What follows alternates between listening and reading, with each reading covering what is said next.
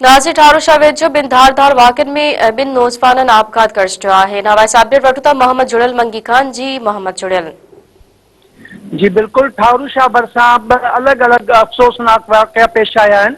वाक़िअनि में ॿिनि नौजवाननि फाहो खाई ज़िंदगीअ जो अंत आणे छॾियो आहे।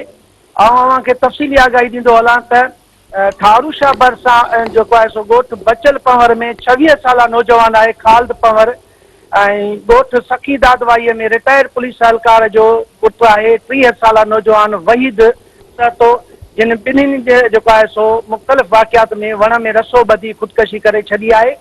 राब्ते करण ते SHO ठारूशा वकील जाफ़री ॿुधायो त अहिड़ो वाक़ियो जो जेको आहे सो वारसनि तरफ़ां इतलाह मिलियो, जंहिं ते ॻोठ बचल पंवर में पहुची वारसनि ॿुधायो त नौजवान ख़ालिद पंवर जी शादी थियल हुई, जंहिंखे हिन घरू अणबण सां पंहिंजी ज़ाल खे तलाक ॾिनी हुई ऐं हीउ नौजवान ॿीहर तलाक ॾिनल घरवारीअ जी वापसीअ लाइ वालदेन खे मिंथू कंदो रहियो हो।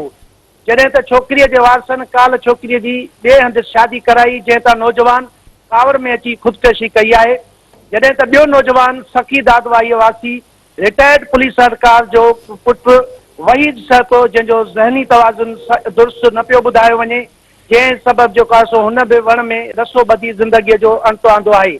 जॾहिं त ॿिन्ही नौजवाननि जा लाश तहवील में वठी कानूनी घुर्जूं पूरियूं करे रहिया आहियूं। ॿिए पासे नौजवान जे ख़ुदकशीअ में ॿुधी इलाइक़े में ॾुख जी लहर छाइंजी वई आहे। जी मोहम्मद जुड़ियल, मेहरबानी।